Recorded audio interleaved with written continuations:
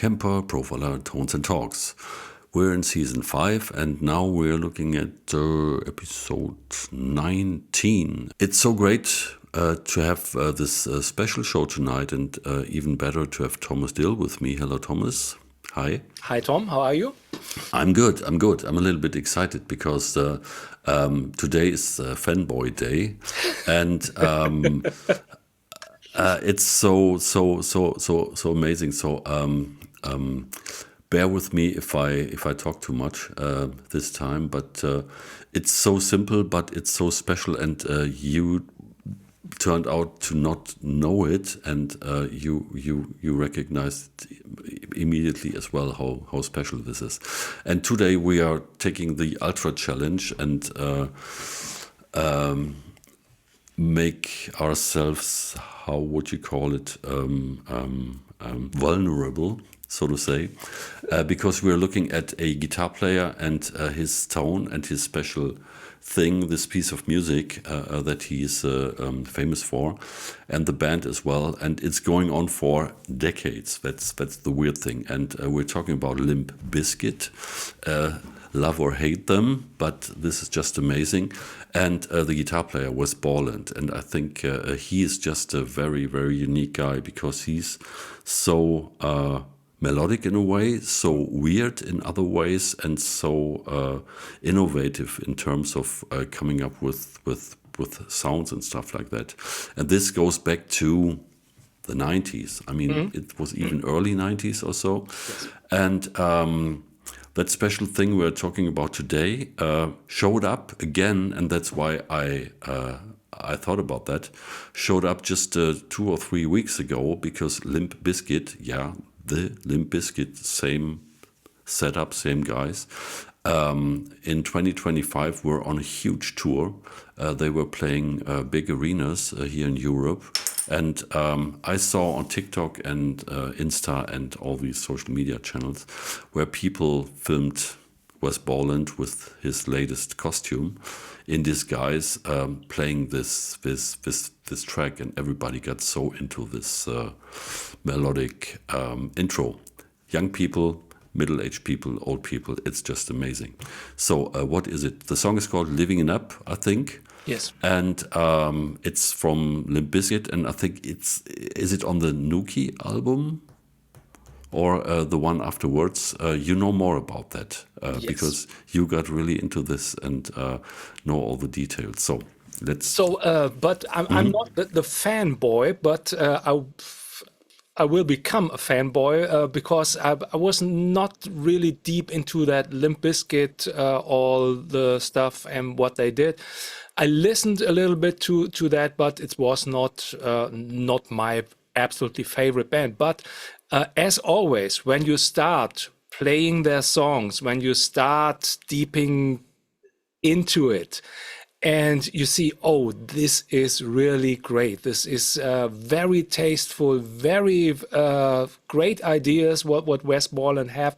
So these typical things of clean sounds, atmospheric clean sounds for the verses, and then absolutely in the face, high gain stuff for the chorus sounds, or chorus, song part chorus.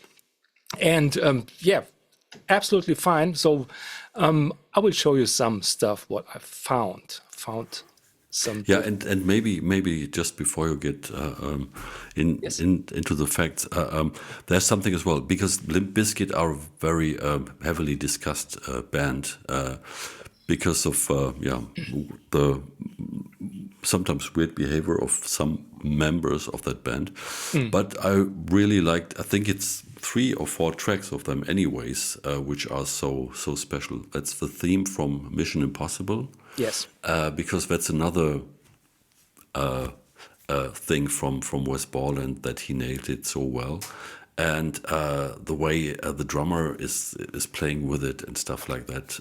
Mr. Durst is definitely a guy, but in the long run, the raps are a little bit, you know, the intros and the themes are the amazing stuff from Limp Bizkit. And yeah, we all know about the Woodstock thing in 1999, where you know, were they the reason for the riot? Did they fire up the riot, or was it just their right to don't give a shit?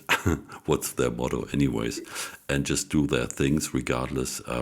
That's a completely different thing, and that's 26 years ago, and now they are going strong and people love it. And yeah, it's still these amazing themes and the way they play, that's pretty cool. So yeah, that's this part. So let's get into the facts. Okay, so here we are. And this is the album, Chocolate Starfish and the Hot Dog Flavored Water. Yeah. The song Living It Up, and composers, yeah, the guys from Limp Bizkit album. It was released 2000, and they've recorded it at many studios. So this is just a few of them. And the producers were Terry Date, Limp Bizkit, and Swiss Beats. They've made, I think, some stuff for some songs. So here is Wes Borland in his some of his characters that he is on stage, and here's the normal Wes Borland, starting with the guitars. He started with Ibanez guitars, sometimes 7 strings, sometimes 6 strings. And he also had Paul Reed Smith guitars. And for the Chocolate Starfish album, he ordered 3 guitars from a master luthier, George Gorodnitsky. I hope I pronounced his name right. And he used 2 4-string guitars and 1 6-string, and this is the 6-string for this album. And he also had a Yamaha signature model in 2005, and nowadays he's using Jackson guitars. On the right, his favorite guitar, a King V, which was a left-handed guitar. You see it here in the dot inlays. Normally they show down. And they said to him, it's, reversed headstock, but it wasn't a reversed headstock. It was a left-hand guitar. And they really turned everything around and modified it. And for his settings, he uses very much modified guitars. And this is something that he does on almost every guitar. He uses only the bridge pickup.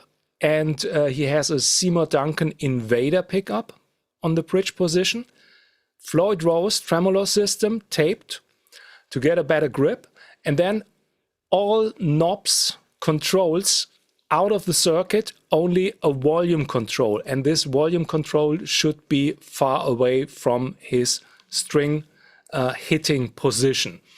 So this is the guitar modification. Amps, he uses Mesa Boogie on that album, Mesa Boogie dual and triple rectifiers for the high gain zones. Then nowadays a Dietzel VH4. He had sometimes an orange Thunderbird 100 and also on stage EVH 5153 heads. But for the clean sounds, he's using a Roland Jazz Chorus 120. And here we are. This is from the 2024 tour. So backstage, the Dietzel 250 watt EVH amps. It was the European setup. I think in the States he has the 100 watt amps. And this is the high gain setup. So he uses this for his higher power chord stuff, solo stuff. And here are the caps. So the Dietzel goes to this middle cap with 6x12 speakers. The EVH amps go to the 4x12 left and right down there. And on top of these caps are the 2 Jazz Chorus amps for the clean sounds. So one amp is mic'd, and they mic both speakers, as we said in the last episodes, to get the chorus sound and the normal speaker sound.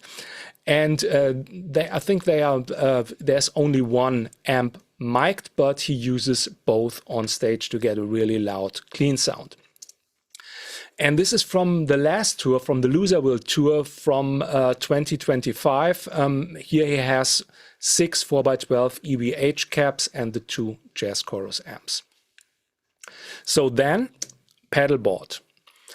He has not that much pedals, and he said in a rig rundown that he has divided this pedalboard in left and right. So the right is the overdrive pedals, so for the high gain amps, and left are the pedals for the clean tones. So as you can see, there are 4 different Boss delays.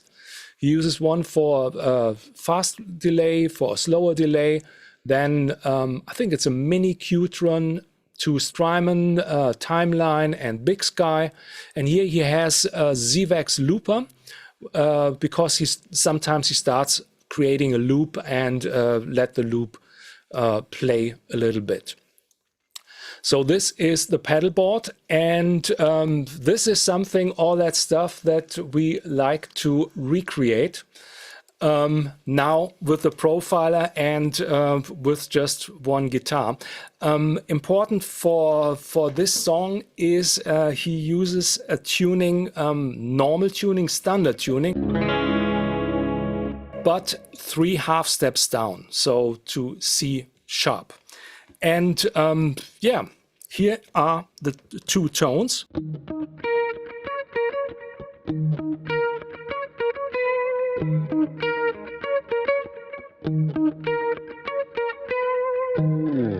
This is the clean sound, and here we are with the high gain sound.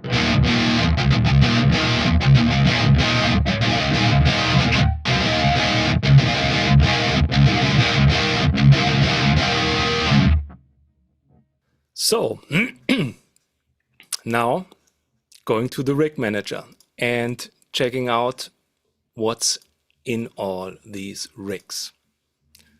Tom, do you think they are quite close? Yes, I do. The only question, because of course, again, I hear the strings now before we do the editing. So the heavy tone, I don't know. You most probably did a little bit of a room on top of that. Is that true, or is it just what the mic picks up from? Tiny little room. Okay, and, okay. You hear the mic. Yeah. Okay. So that's why. But everything else definitely authentic. And I have a little bit of a challenge for you afterwards, but that's something completely different. Okay. Let's stay on track here. And yeah, it sounds well. The rhythm tone sounds pretty massive, and also with a great attack. That's very well done, I would say. And I'm totally curious how you got there. And then for the signature intro tone as well. Pretty curious. So please go ahead. Okay. So I did try to use this concept that he has in having a clean tone or a clean amp and having on the other side the high gain amp. So there are 2 rigs with 2 different amps and some stuff in the effect signal chain. So here we go. Going to living it up, living clean. I will turn everything down. So no room, it's just the amp and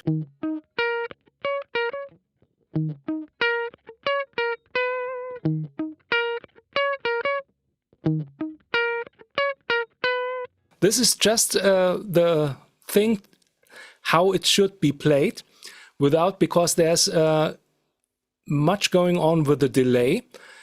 So here is the Roland JC100. It's from the Amp Factory rig pack, Roland JC100, and I've took the tone stack for the jazz chorus here, Roland chorus normal, so no bright input, the normal input, and just turned down the treble a little bit, gain at 5, so this is clean, very important to get this clean tone. So next thing in line is a little bit more of reverb to get this atmospheric tone.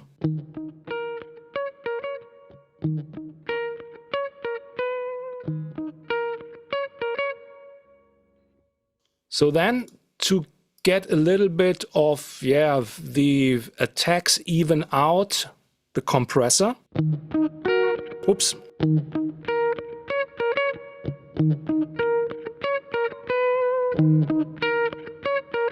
So that I can pick really soft and get a stable tone and a stable level, because that's important to work with the delay.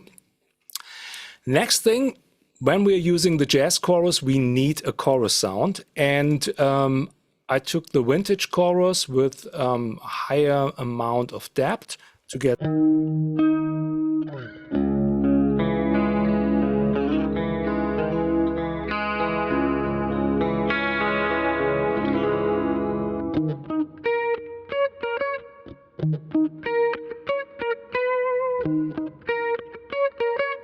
so that's fine. And yeah, we can use it in front.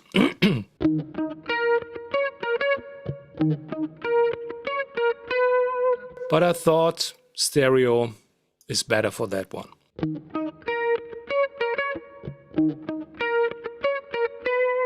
So this is another thing. When you're using that in stereo, you have in the middle your direct signal and the chorus is surrounding your guitar tone. So you have a more direct tone instead of using the chorus in mono in front of the amp. This is a different character and as we say, different athletics.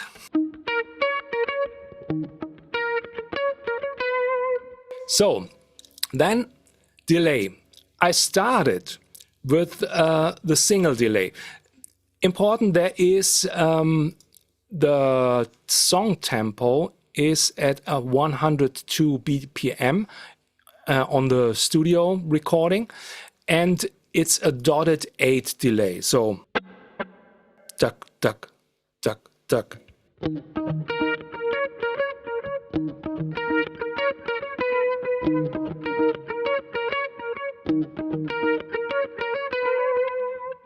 Important on that one is the feedback is turned down at 0, and it's just one repeat. Because when you turn up the feedback,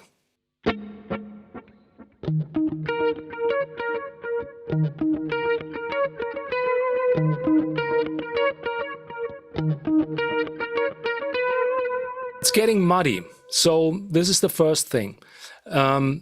Everything turned down to 0 feedback.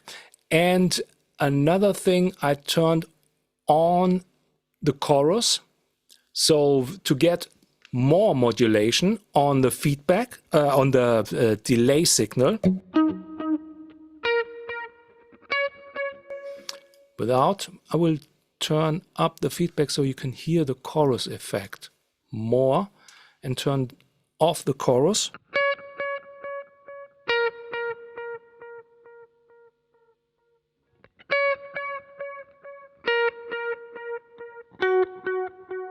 So with that setting, you get a more modulated, warmer tone from the delay.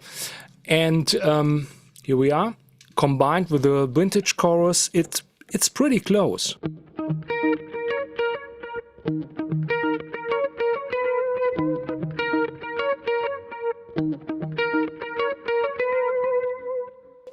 But I thought, okay, why not going stereo? Next option is the dual delay.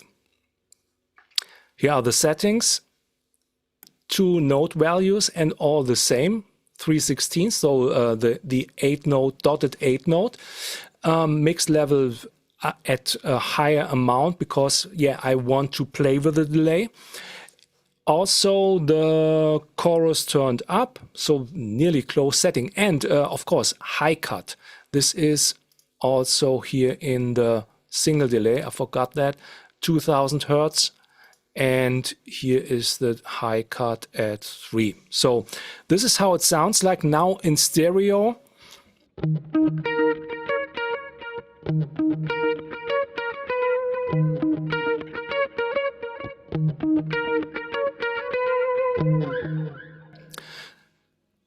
I think it's better, this version, because we have the delay surrounding, left and right delay, and also feedback at 0, not that much.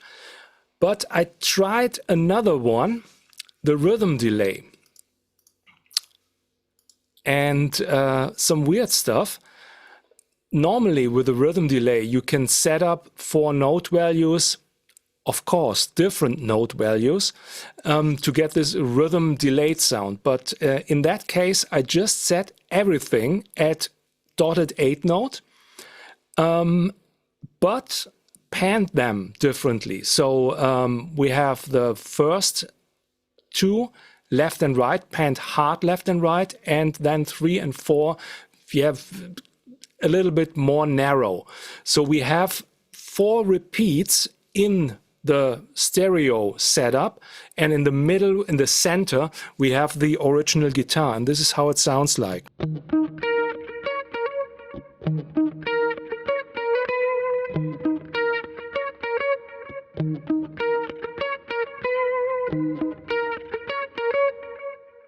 So for me, this is the closest one, and it has this nice out-of-tune modulation sound. So here we have no chorus effect for the delay, but a modulation, and I turned up the flutter and the flutter rate. So I will show you, wait a minute, feedback 18 with higher amounts. So this is chorus turned off without modulation.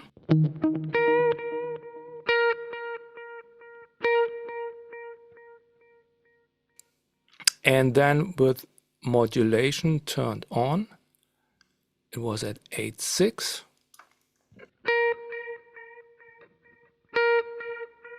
Really weird and wet sounding. Flutter intensity. This stuff, but turning the feedback down. And here I had 18%, not, so this is just one repeat. But I took a little bit because the second repeat is very low. And this, it gets a great glue.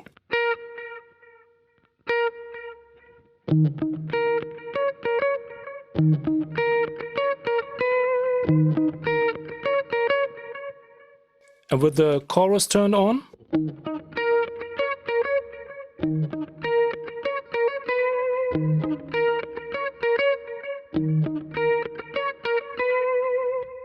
so this is my favorite setup, but in the rig I will store everything so you can choose what you want.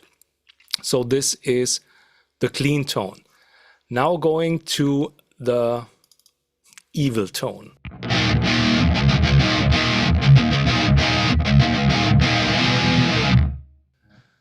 This is turning everything off. A Mesa Boogie single rectifier sound from Guido Bungenstock's rig pack, from the liquid profiling rig pack. Sounds great. And he had that amp model, the tone stack, already in there. And I turned a little bit on the, I think it was definition, turned a little bit up, and treble turned up, presence in the middle, middle frequency turned at 4.5, so nothing fancy.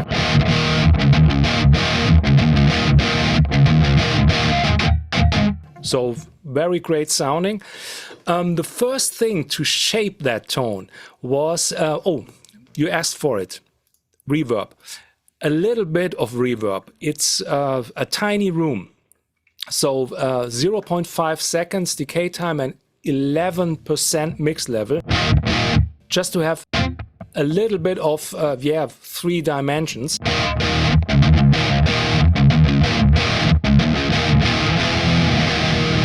That one. And then the metal EQ, of course. And this metal EQ is just to boost the 4K frequency and giving a little bit of volume boost, so really tiny bit.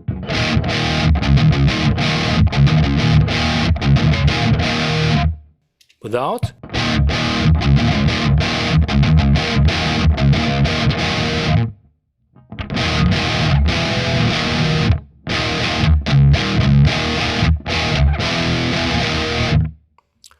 So then, behind the stack, a studio EQ, which gives a little bit of high gain at close to 5K, and also a high cut down to 7-8K.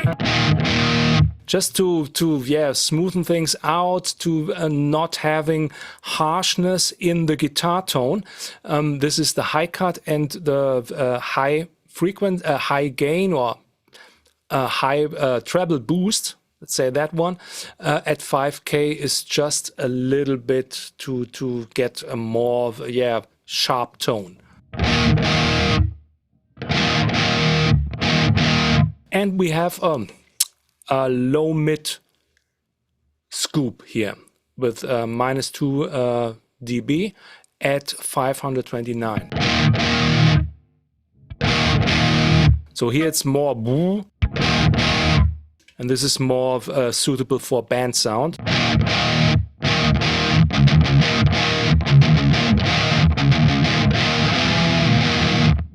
So what he did on the recording is he double tracked it. So left and right, but not panned that hard left and right. And to imitate that, to get a little bit of glue, you can do 2 things. You can use a micro pitch to have a more stereo sound. So this is very smooth. So getting this brighter tone.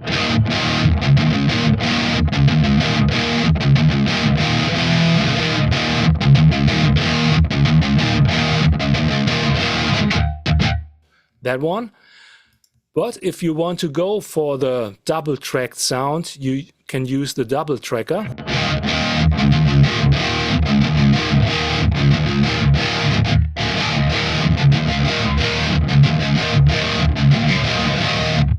And this creates some kind of roomy tone. This is, I think, Tom, that this one that you mentioned before, what created a room sound or something like that, because I don't have that much room information in there. But yeah, it's usable. You can turn down. I have turned up the volume. I would turn down the volume.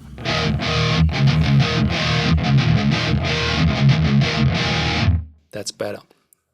Store it. So these are the settings. So you can use it as normal without micro pitch, double tracker, and you can use it with micro pitch if you have a mono setup or something like that, or if you like to have this double tracking stuff. But if you don't have a guitar which is tuned down 3 half steps, I've prepared the transpose effect here, and I will change the guitar. So this is the sound with my SG. Now changing it, taking my Les Paul, which is hopefully in tune. we'll see, or we will hear. So here we are. And here is the Les Paul in normal tuning.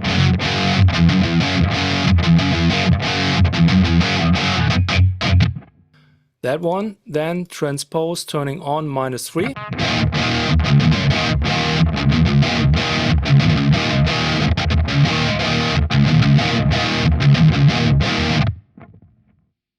Works also. So, Tom, what do you think? Wonderful. And you are right. This roomy sound is the double tracker, because I'm, as we are doing this during the recording, I only get the mono feed through Zoom over. Okay. And that's why it's so a little bit phasey and a little bit like a bathroom. And so I'm getting, so as an explanation, people, Thomas is always recording what he's playing at his place, and I get sent over the proper stereo recordings and put them afterwards under the parts where he's playing. So while we're doing this, recording this live, I hear only the mono stuff, but you guys get the full stereo thing. And I'm looking really forward to this, to listen to this, because except for this roomy thing with the phasing stuff on the mono double tracker, it sounds absolutely amazing. And the great thing is when you're switching between these two sounds with the profiler, you have the spill stuff, so you could have the delay from the clean tone spill over, and then nailing the and do the other tone. And so you're welcome to use this, try this at home, and try this with your band as well, because it's one of this iconic intros from the more, I mean, it's already also, you said the record is from 2000? Yes. So I was wrong with the Woodstock from 99. It might have been the other one later. But anyways, forgive me. You know the one with the Riot, the remake. But I think it was the third record, Chocolate Starfish. They had two other records before that, I think. Yeah, that's true. Another thing I just forgot, I wanted to show. No, it was 1999. That's indeed the thing. Okay, I thought that record was out by then because, well, it wasn't. Anywho, I was so amazed by the tone, and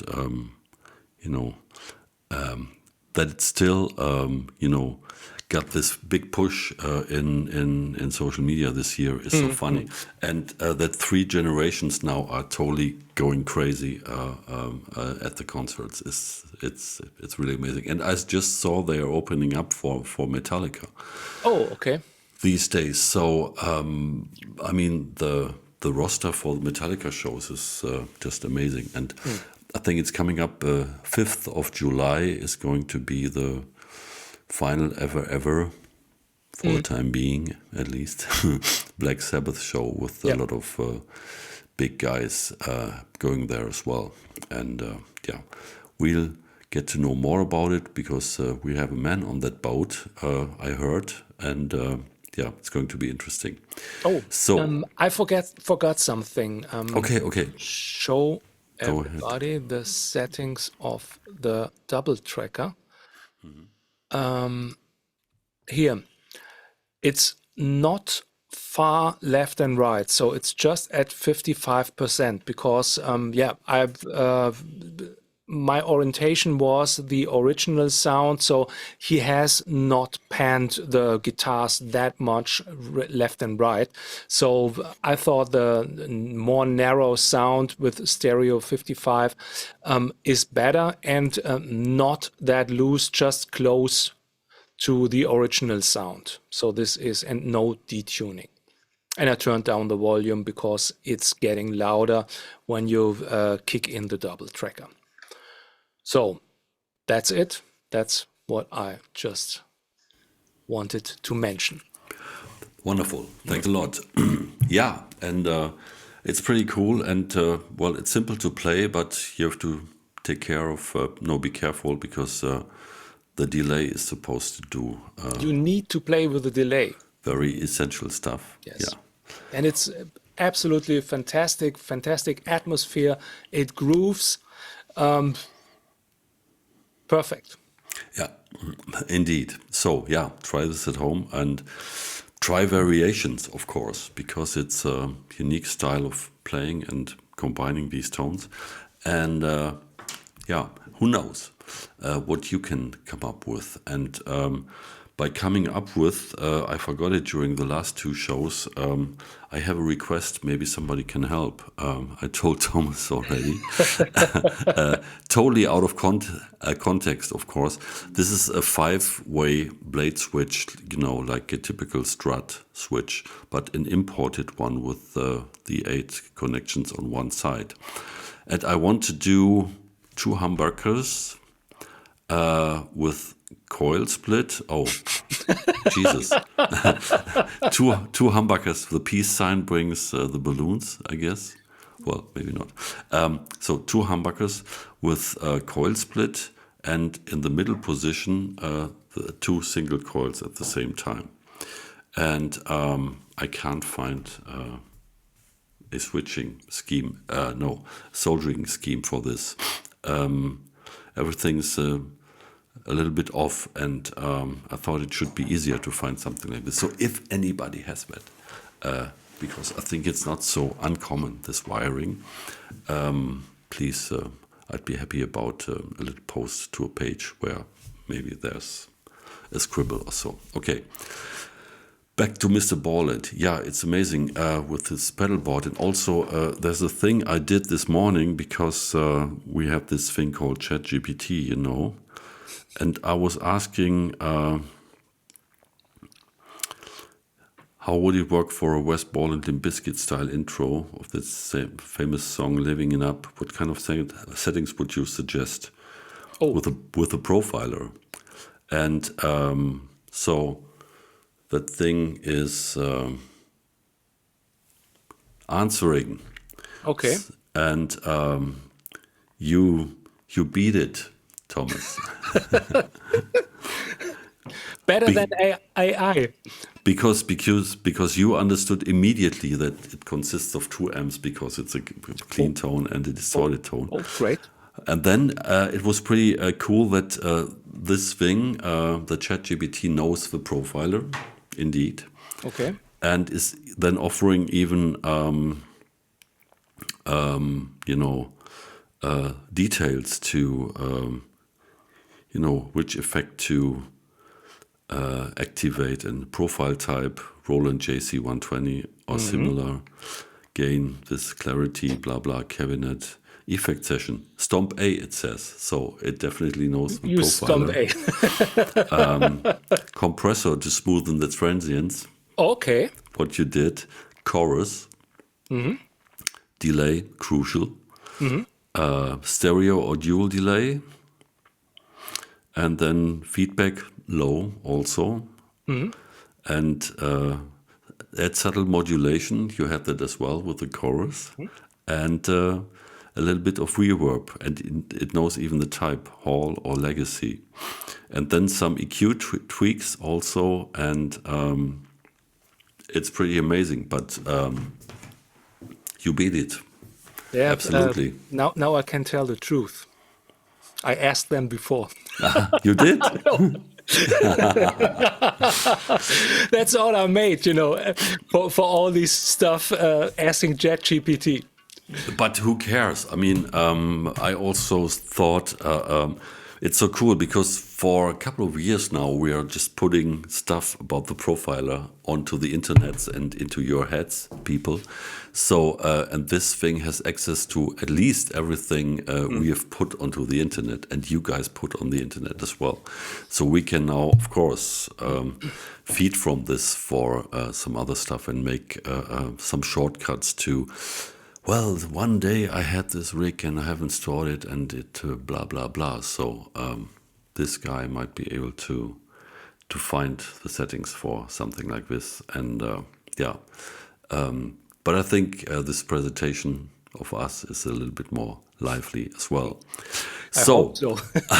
No, absolutely. And it was really fun. And I will try these things out afterwards, especially after I have sorted out this and the new guitar going with this, which is here going on in the back.